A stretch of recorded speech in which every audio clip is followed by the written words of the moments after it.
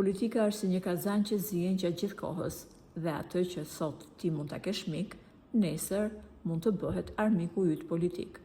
Pas sekuestrimit të telefonit të Monika Kryemadhit nga ana e Spakut, janë zbuluar disa mesazhe mes saj dhe Ramës që kanë tronditur jo vetëm politikën, por nga ana tjetër kanë bërë që qytetarët të shohin e të zbulojnë një anë të panjohur të politikanëve.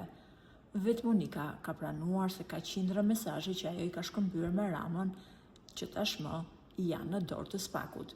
Një prej tyre thoshte se si ajo dhe Edi Rama kanë bashkërenduar forcat për ta vendosur Erion Veliajn si kandidat për Bashkinë e Tiranës në vitin 2015, gjë për të cilën ajo sot të shpenduar shumë.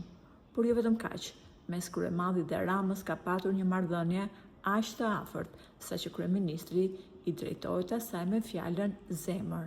Mesazhi i dal nga telefoni i sekuestruar të Kryemadhit është ky.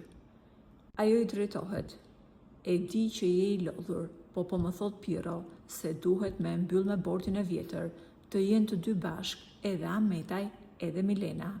Ndërsa Rama i është përgjigjur: "Po kush bordi o zemër? Bordi fillon dhe mbaron me mua, zemra ime."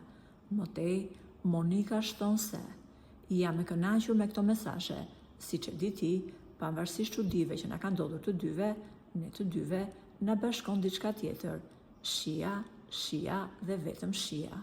Nisur nga këto biseda, Kryemadhi ka sfiduar Spak duke thënë se ju e dini që peshku i madh në telefonin tim është Edi Rama dhe jo Ilir Meta. Pse nuk guxoni të publikoni të gjitha bisedat tona? Thuhet se publikimi i këtyre mesazheve mund të trondisë rënd karrierën politike të kryeministrit Edi Rama.